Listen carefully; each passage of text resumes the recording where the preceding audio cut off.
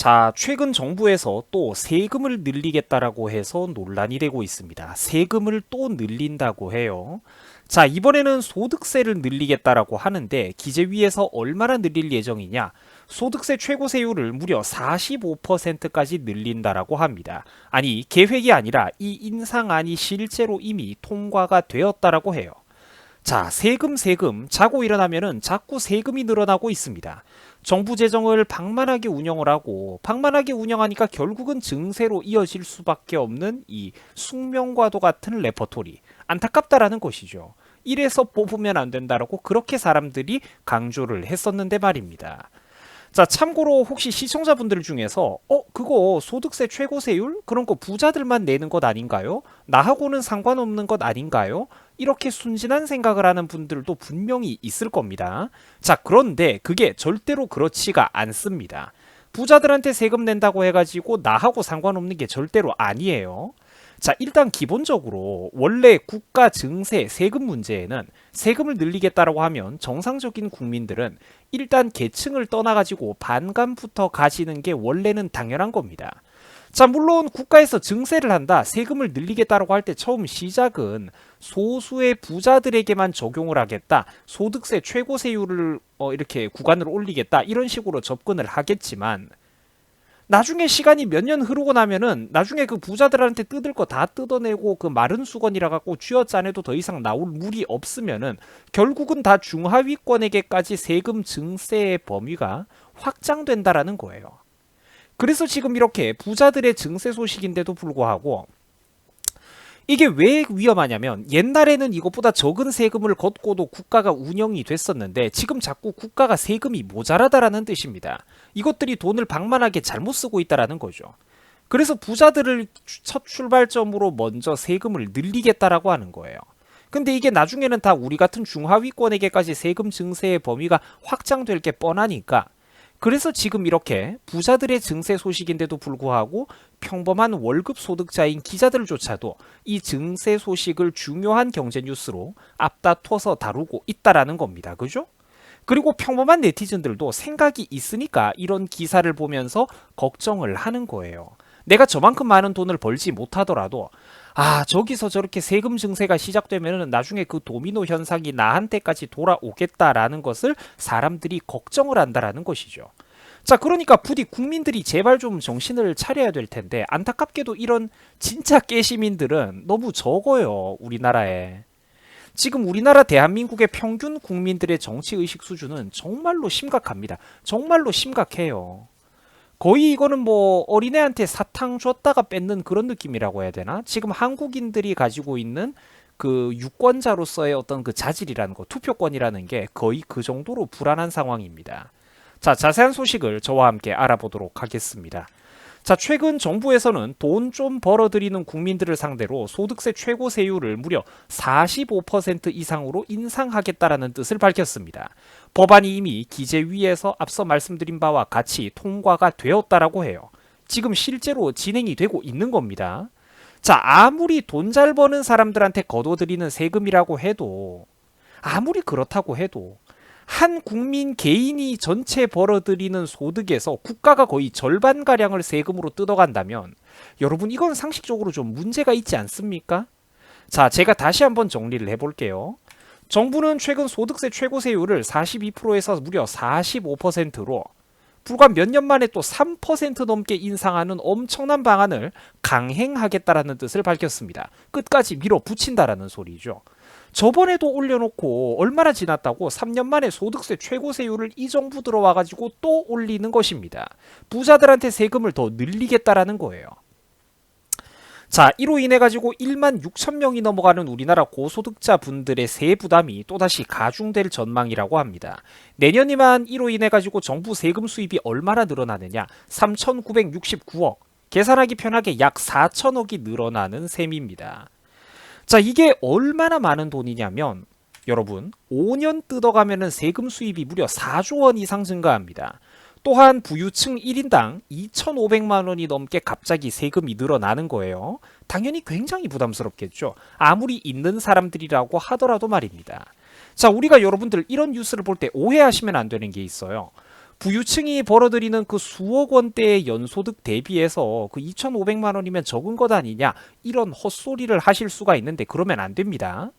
전체 소득에서 2,500만 원을 내는 게 아니고 기존에 이미 이제 돈 잘 버시는 분들이 자기가 벌어들이는 연소득에서 절반 가까이를 세금으로 뜯기고 있던 상황에서 추가로 어제까지만 해도 없었던 세금이 올해부터 2,500만 원 늘어나는 그런 상황인 겁니다. 추가로 2,500만 원의 세부담이 1인당 늘어난다라는 것이죠. 당연히 부담이 가중된다라는 겁니다. 내가 저 세금을 내는 그런 클래스에 해당이 되지 않는다고 해도 당연히 이거를 마치 내 이웃의 일인 것처럼 내 가족이나 내 친척의 일인 것처럼 심각성을 느껴야 되는 거예요. 아, 지금 정부 재정이 저렇게 구멍이 나고 있구나. 이명박 박근혜 정권 시절에 그렇게 건실하게 운영되던 흑자 정부 재정이 지금 이렇게 재정 적자가 심한 상황이구나. 뭔가 위기감을 느껴야 된다라는 겁니다. 이게 진짜로 살아있는 경제학이에요. 다 죽어 빠져가지고 실제는 하나도 적용 못하는 그런 썩어 빠진 경제학 말고 이런 게 진짜 살아있는 경제라는 것입니다. 경제의 감각이죠. 자, 그리고 솔직히 또 그렇게 엄청나게 많은 세금을 걷어가가지고 뭐 잘 쓰면은 또 몰라요. 근데 못 쓸 게 뻔하다라는 겁니다. 자국민들한테 세금 팍팍 뜯어가가지고 또 북에다가 갖다 퍼주자, 백신이나 갖다 퍼주자, 지원하자 이런 소리나 할 것 아닙니까? 그죠? 그리고 실제로 이미 현재 진행형이에요. 나라 내 유능한 국민들이 피땀을 흘려가지고 돈을 벌어오면은 잘난 사람들의 소득에서 무려 절반 이상씩 세금으로 뜯어간 뒤 적국에다가 퍼주고 있다라는 말이죠. 지금 우리나라 국민들도 보건 의료비가 부족한 상황이고 노후 자금 대비도 너무나도 힘든 상황이고 각종 국민 복지 재정에도 구멍이 뚫리고 있는 상황인데 이 정부는 국민들한테 절반이 넘는 세금을 뜯어가지고 적국에다가 백신을 퍼다주고 있습니다. 상식이 있는 분들이라면 더 이상 지지를 하시면 안 되죠. 이건 진짜 인간 판단력과 지능, 양심의 문제라는 것입니다. 그래서 제가 이 정부의 증세에 반대를 하는 겁니다. 이 정부에서 세금을 늘린다라는 건 방만하게 운영될 확률이 높기 때문에, 아니 사실상 확실하기 때문입니다. 자, 그래서 우리같이 평범한 사람들도 반드시 부유층의 세금을 늘리는 것에 대해서 일단 반대를 하고 깊은 생각을 해봐야 되는 겁니다. 정부가 국민들한테 뭔가를 더 뜯어가겠다라고 하면은 일단 우리가 겁부터 집어먹고 의심부터 하는 게 당연한 거예요. 그렇게 해서 저런 식으로 부유층들한테 세금을 걷어들인 게 절대로 우리한테 민간 시장에서 고용이나 투자로 풀리는 것보다 효율적으로 돌아오지 않는다라는 겁니다. 지들끼리 다 헤쳐먹게 되어 있다니까 방만한 공공기관에서 낭비를 하게 되어 있어요. 흥청망청. 자본이라는 거는 결국 민간에서 배분되는 게 최적으로 배분되게 되어 있습니다. 그 돈의 개개인의 주인이 각각의 그런 독립적인 사람들이기 때문에 극한의 효율성으로 자금을 저절로 운용하게 되어 있다니까 공공이라는 손이 그 자금의 각종 재정 문제 앞에 돈 보따리 앞에 공공이라는 이름이 붙는 순간 이 돈이라는 것은 무조건 낭비되게 되어 있습니다. 자, 그리고 뿐만 아니라 잘난 사람들을 이런 식으로 못 살게 굴고 다 쥐어짜내면은 나라 안에 경쟁력이 없어지겠죠.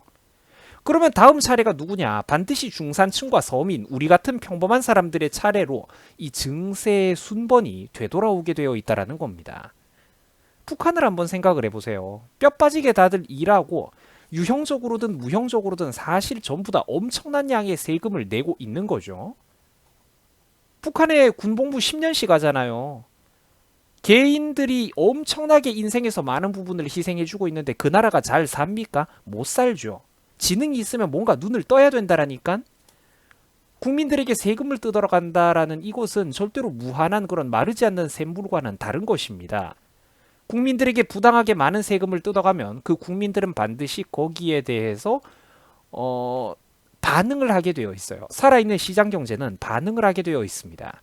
뿐만 아니라 지금 문정부가 밀어붙이고 있는 이 정도 수준의 소득세 최고 세율은 이미 세계 탑 클래스 수준입니다. 미국보다도 세금이 더 높을 수준이고 일본과 영국과 동일하다고 하는데 여기에도 함정이 있어요. 왜냐하면 저런 나라들은 한국만큼 기업인들을 이렇게 괴롭히지도 않고 각종 사업 규제가 이렇게 많지도 않기 때문입니다. 뿐만 아니라 특히 상속세 같은 세금이 훨씬 적거나 수백억 원대 재산 규모까지 아예 상속세가 없는 나라들이 대부분이에요. 훨씬 더 어렵다라는 거죠.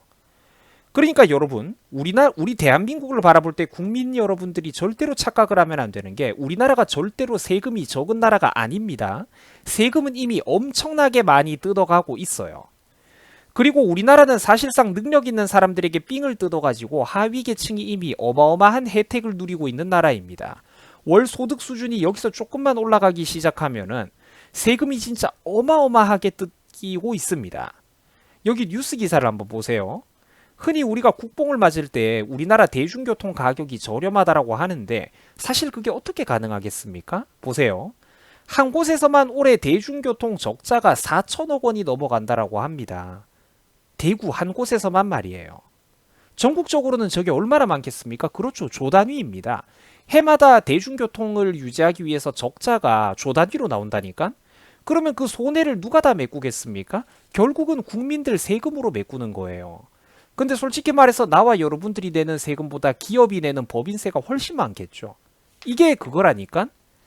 한국은 이미 세부담 쏠림 현상이 매우 심각한 나라입니다. 세부담 쏠림 현상이 매우 심각한 나라예요. 이게 무슨 말이냐면 상류층들, 먹고 살만한 사람들이 엄청난 세금을 납부해주고 있다라는 소리입니다. 반대로 근로소득세를 단 한 푼도 내지 않는 사람이 720만 명이 넘어갑니다. 무려 2, 3년 전 기준으로 말이죠. 전체 근로자의 38.9%, 약 40%가 사실상의 면세자입니다. 자, 이게 무슨 말이냐? 이러면 인간적으로 최소한 가진 사람들에게 좀 같은 국민으로서 최소한 고마운 마음을 좀 가질 줄 알아야 된다라는 거예요. 그게 바로 인간으로서의 도리입니다. 염치가 없으면 그건 동물이고 짐승이지 사람이 아닌 거예요. 이미 우리나라 안에 있는 사람들에게 세금을 팍팍 뜯어가지고 이 가진 사람들이 많은 세금을 내고 그 세금을 갖다 처발라가지고 적자를 보면서 이 대중교통처럼 간신히 굴러가고 있는 분야들이 우리나라 안에 수천 가지라는 것입니다. 그분들이 없으면은 돈 잘 버는 분들이 없으면은 이런 거 어떻게 우리가 혜택을 누리고 살겠어요? 못 누린다니까? 그래서 우리가 삼성그룹 이재용 부회장의 재산 상황을 우리가 대신 걱정을 해줘야 되는 이유가 바로 이런 데 있는 겁니다. 이런 막대한 세금을 통해 가지고 간신히 유지되고 있는 이런 사회 적자 분야들을 앞으로 유지하기 위해서라도 우리가 대한민국 기업인들의 기업 환경, 경영 환경을 대신 걱정해 줄 필요가 있는 거예요. 사실 시야가 매우 넓어야 이런 성숙한 시선을 가지는 게 가능한 것이겠죠.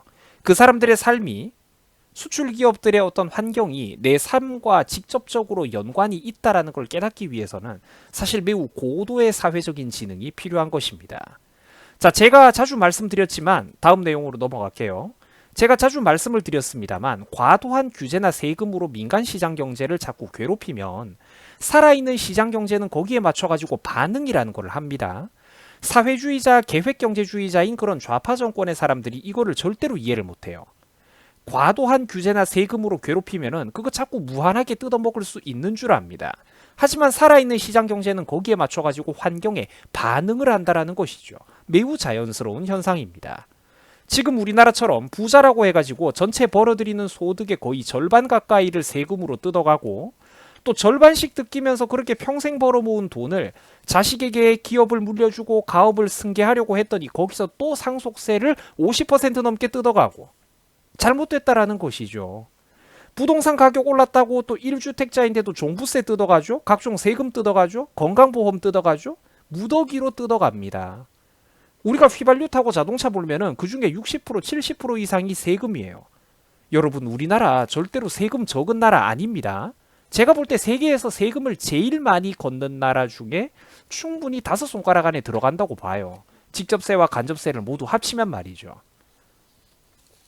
그리고 제가 볼 때 대한민국의 상류층 분들은 이미 충분히 국가와 사회를 위해서 매우 많은 부분을 희생하고 헌신을 하고 있습니다.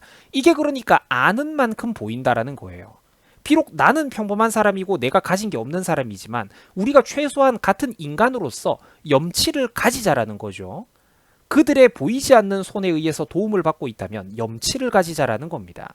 그런데 고마워할 줄은 모르고 이렇게 사회주의적인 마인드로 우리나라 사람들이 요즘 가진 사람들 배 아프다고 저 사람들 더 뜯어가지고 가난한 자들에게 나눠줘야 된다 이렇게 이분법적으로 극한까지 사람들을 쥐어짜내고 몰아붙이면 어떻게 되겠습니까? 그렇죠. 유능한 사람들이 나라를 떠난다라는 거예요. 결국 이 사람들은 보다 나은 사업 환경을 찾아가지고 내 재산을 지킬 수 있는, 내 가족의 권리를 지킬 수 있는 환경을 찾아가지고 이민을 가버리고 떠나가 버린다라는 겁니다. 그 유능한 사람들이 떠나가 버리면은 그 나라의 산업 경쟁력이 어떻게 되겠습니까? 그렇죠. 남는 거는 능력이 없고 자산이 없는 사람들밖에 없어요. 자본가들이, 저 유능한 사람들이 떠나버리면은 이제 서민, 우리 같은 서민들 중에서 유능한 사람들도 날개를 펼 수가 없는 거예요. 저 사람들이 떠나가 버리면은 국내에 회사를 운영할 사람도 사라지고 공장을 세워줄 사람도 사라지고 대형 마트나 레스토랑을 차려가지고 국내 사람들을 고용해줄 만한 사람들이 사라지지 않습니까? 나라 안에 자본의 집중과 투자가 사라진다라는 거예요. 그러면 바로 평범한 사람들이 피해를 본다라는 것입니다.